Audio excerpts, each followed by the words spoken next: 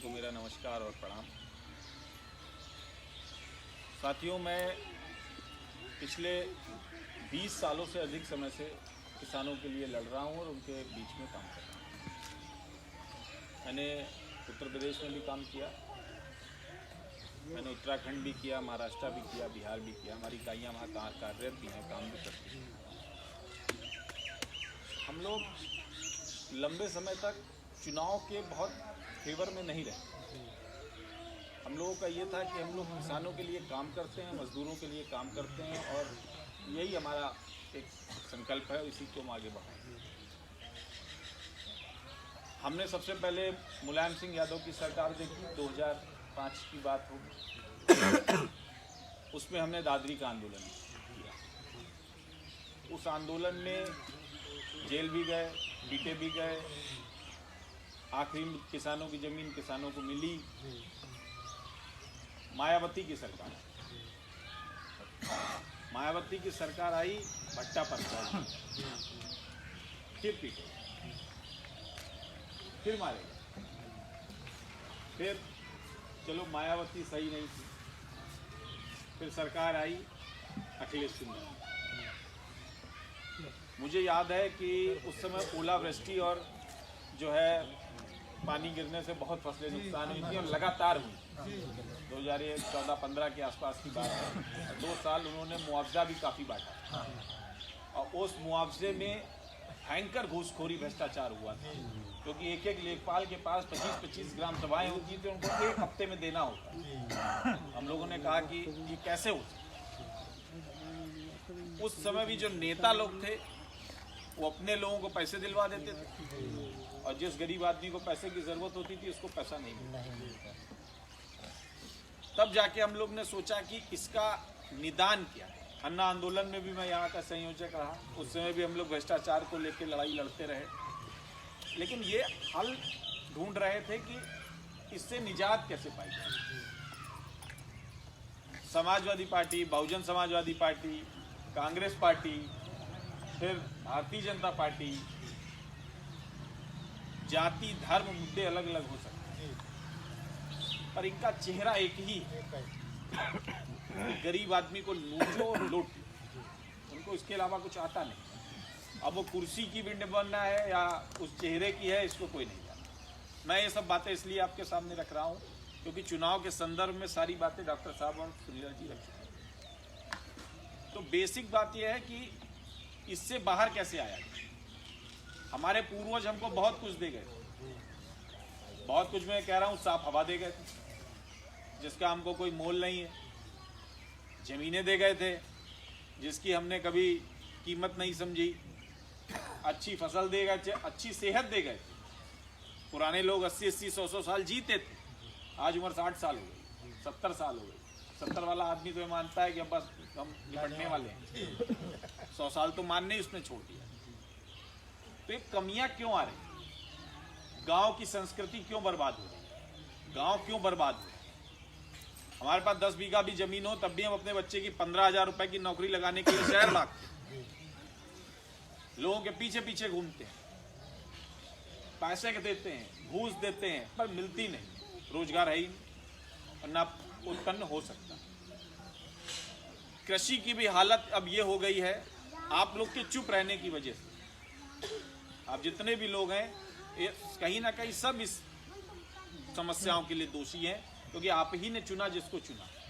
लोकतंत्र है, राजतंत्र तो है नहीं कि राजा आप चुन नहीं सकते। आपने ही चुना जिसको भी चुना, उसी ने आपके साथ ये किया। आज हम अपना हक मांगने के लिए दिल्ली गए तो मारे गए, पीटे गए। फिर भारतीय जनता पार्टी जो सबसे ज्यादा किसानों की हितैषी थी, उसने सबसे ज्यादा हमको मारा। उसने हमारा सारा गोदाम उठा के बड़े बड़े पूंजीपतियों को बेच दिया। कि आपको अभी दिख नहीं रहा है, कुछ दिन बाद दिखेगा। जब आपके खेतों पे पूरा उनका कब्जा होगा तब आपको ये चीज दिखने लगेगी कि हम पूरे गुलाम हो गए। पर देश के एक राजा को ये नहीं दिखा कि 70% प्रजा के साथ हम ये अन्याय कर रहे हैं, हम इस तरीके के हालात पैदा कर रहे हैं। तो अब इसके बाद विकल्प बचता क्या है? किसके साथ चलेगा? किसको कहें कि ठीक है? तब हमारे ब्रज बिहारी जी के और हमारे कुछ साथियों के बीच में तीसरी सरकार को लेके विचार हुआ। तीसरी सरकार को लेके कई बार बैठकें हुई और फिर ये हम लोग ने पाया कि अगर तीसरी सरकार पूरे देश में लागू हो जाए तो जिस भ्रष्टाचार से हम मुक्ति चाहते हैं उस भ्रष्टाचार से हमको मुक्ति मिल जाए। डॉक्टर साहब ने तीसरी सरकार के लिए आपको पूरा बताया, उसमें क्या होना चाहिए, पंच के क्या अधिकार हैं, प्रधान के क्या अधिकार हैं, जिला पंचायत के क्या अधिकार हैं, सदस्य के। तो इसमें ज़रूरी है कि हमारे आपके बीच का वो आदमी जो वाकई समाज सेवी हो। राजनीति व्यापार नहीं है, राजनीति व्यापार के लिए नहीं बना है कि आप 4 साल 4.5 साल घूमिए, 3 महीने पहले 4 गाड़ियां लेके आ जाइए, पैसे बांटने लगिए और उसके बाद आप नेता बन जाइए। तो वो तो व्यापारी है। लोगों ने राजनीति का व्यापारीकरण कर दिया। आपको ये समझना होगा, व्यापारीकरण खत्म करना होगा। जब समाज सेवी जो लोग आपके बीच निरंतर रहे, जो लोग आपके बीच काम कर रहे हैं, आपके सुख दुख से जिनको मतलब है, जिनको आपकी चमड़ी उधेड़ के अपने घर में कुछ बनाने की जरूरत नहीं है, ऐसे लोगों को लाके जब बैठाएंगे, ऐसे लोग जब बैठेंगे तब जाके कुछ बदलाव आएगा और उन पर एक नया सिकंजा आएगा। अन्ना हजारे जी के साथ अन्ना हजारे जी हमेशा कहते रहते थे कि right to reject, right to recall, तो हम लोग समझ नहीं पाते। तो हम लोग कहते तो हैं लेकिन उसका मतलब क्या, समझा नहीं था। एक्चुअल में वो कहते थे कि ग्राम सभा लानी है। अब लोकपाल की बात करें तो लोकपाल तो गायब हो गया ना, जितना बड़ा आंदोलन चला लोकपाल का किसी के पास कोई लेखा जोखा भी नहीं होता। तो बेसिक क्या है कि अगर हम लोग तीसरी सरकार की बात जो करते हैं, जो ग्राम सभा के अधिकारों की बात करते हैं, अगर इसको हम लोग ताकतवर बनाएंगे, अगर इसमें हम लोग अच्छे हाथ बैठाएंगे तो भविष्य अच्छा हो। आपने जो समस्याएं देखी वो आपके बच्चों को नहीं देखनी पड़ेगी।